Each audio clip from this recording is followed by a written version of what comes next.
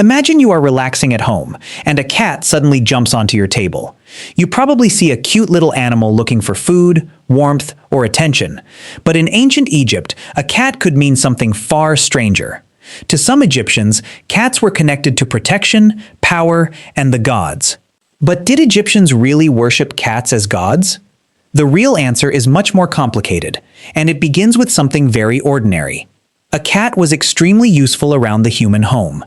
Ancient Egyptian settlements stored enormous amounts of grain. Grain attracted mice, rats, and other small animals.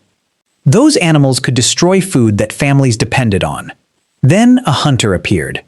The cat could quietly stalk through the darkness. It could catch rodents hiding near food stores. It could also attack dangerous snakes. Suddenly, a wild animal had become a valuable neighbor.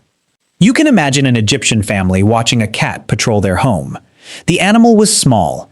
The problem it solved was not. And this may have been one of the first steps toward its special status. But usefulness alone does not create a sacred animal. Something else happened inside the Egyptian imagination. Egyptians began noticing that cats seemed strangely fearless. A cat could stare directly at a snake without immediately running away. It could defend itself with speed, claws, and astonishing precision. To an ancient person, those abilities could look almost supernatural.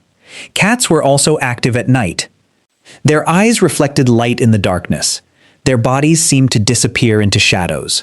Then their eyes suddenly appeared again. Imagine seeing that without understanding how animal vision works. Your brain might connect the strange behavior with something beyond the ordinary. Egyptians already believed that animals could be connected to divine forces. So the cat did not need to become a god overnight. It only needed to become associated with something powerful. One of the most important connections was protection, and that brings you to one of ancient Egypt's most famous goddesses. Her name was Bastet.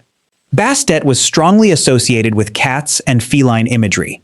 She was connected with protection, the home, fertility, and aspects of motherhood. Her image could appear as a woman with the head of a cat. She could also be represented as a cat itself. But Bastet was not simply the ancient Egyptian version of a pet cat. She represented a much bigger idea. She represented the protective power of the feline. A cat could be gentle inside a home. The same animal could become fierce when threatened. That combination made the cat an unusually powerful symbol. Think about the contrast: soft fur, sharp claws, quiet movement, sudden violence. Egyptians could see both sides at once. And that duality mattered. Ancient Egyptian religion often connected ordinary things with larger cosmic ideas. Animals could embody qualities that people associated with particular gods. A falcon could symbolize qualities connected with Horus. A jackal could be associated with Anubis. And feline imagery became deeply connected with Bastet. This does not mean every Egyptian believed every cat was literally a god.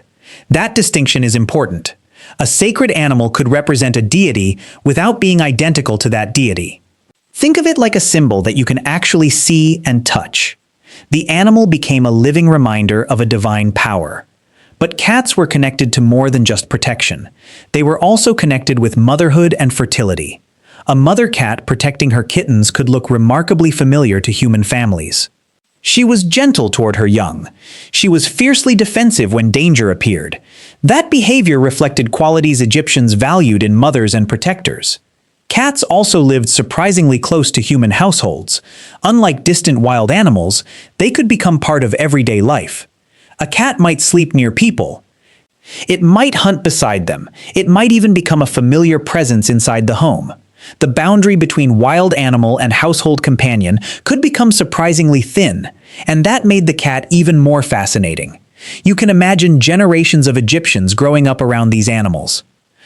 Their relationship with cats was not created by one single religious command. It developed through everyday experience. Then religion gave those experiences a deeper meaning.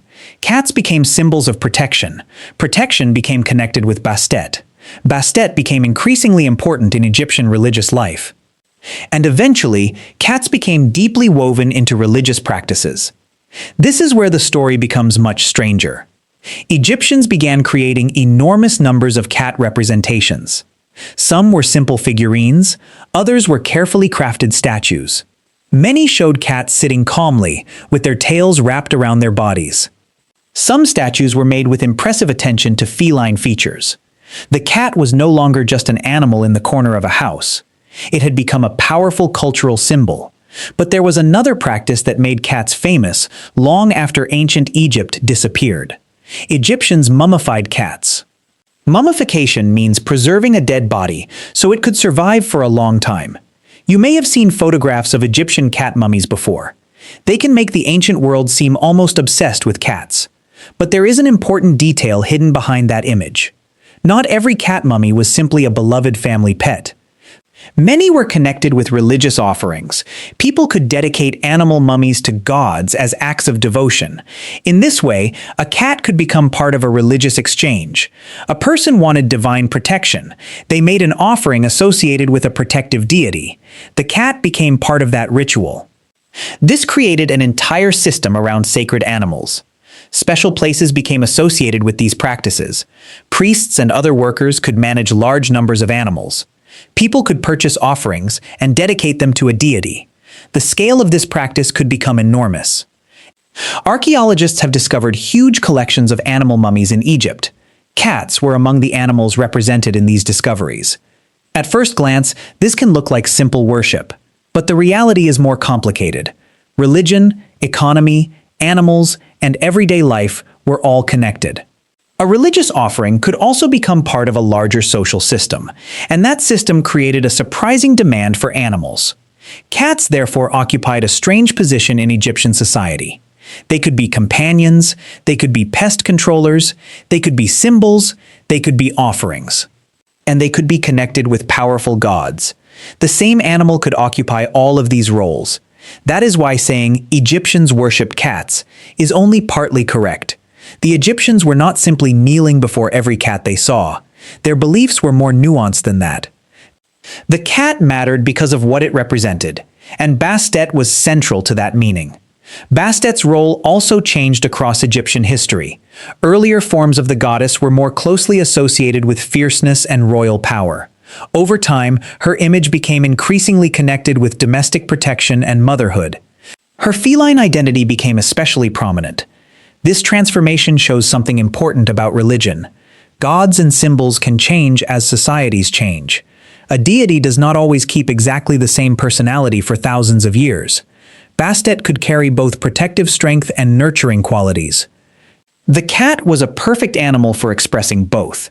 But there was an even bigger reason. Cats fit Egyptian thinking so well. Egyptian culture placed enormous importance on maintaining order. Their world was imagined as a constant struggle between order and chaos. Dangerous animals belonged naturally to that struggle. A snake could represent danger and chaos. A cat could fight that danger. The image was simple. The protector defeats the threat. That story could be understood without a written explanation. You could see it in the behavior of the animal itself. A cat hunting a snake became more than a hunting scene. It could become an image of protection overcoming danger. This is why animal behavior mattered so much. Egyptians did not need to invent every symbolic meaning from nothing. They could observe the natural world and build religious ideas around it.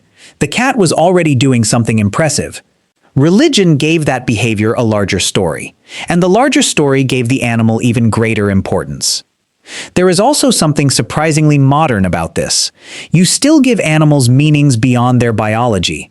A dog can represent loyalty, an owl can represent wisdom, a dove can represent peace. These meanings are cultural symbols, not biological laws. Ancient Egyptians did something similar on a much larger religious scale. They looked at an animal and saw qualities that mattered to human life. The cat became a symbol because people already understood what a protector looked like. You can recognize the same idea today. A familiar animal can become a mascot, a national symbol, or a cultural icon. The meaning comes from the story humans build around it. Ancient Egyptians simply built an enormous story around cats, and that story lasted for thousands of years. Yet there is one final misconception worth destroying. Egyptians did not necessarily treat cats gently because they believed every cat was a divine being. Their relationship with cats could be affectionate, practical, symbolic, and religious at the same time. Human relationships with animals are rarely that simple. A cat could catch your food-stealing pests in the morning. It could sleep beside your family at night. And the same animal could appear in a temple as a symbol of divine protection. One creature could cross several worlds at once: household life, religion, economy, art, death. That is what makes the Egyptian cat story so fascinating. The cat did not become important because Egyptians suddenly decided that cats were cute. It became important because its real behavior fit powerful ideas already present in Egyptian culture. It protected, it hunted, it guarded its young, it moved through darkness, and humans turned those behaviors into symbols. Bastet gave those symbols a divine identity. Religious rituals gave them a social role. Art preserved them for thousands of years. And archaeology eventually revealed just how enormous the tradition had become. So the next time a cat walks past you like it owns the room, remember that its mysterious attitude is not exactly new. Thousands of years ago, people were already looking at that same creature and seeing something far bigger than an animal. The ancient Egyptian secret was not that cats were gods, but that humans have always found extraordinary meaning in the ordinary creatures beside them.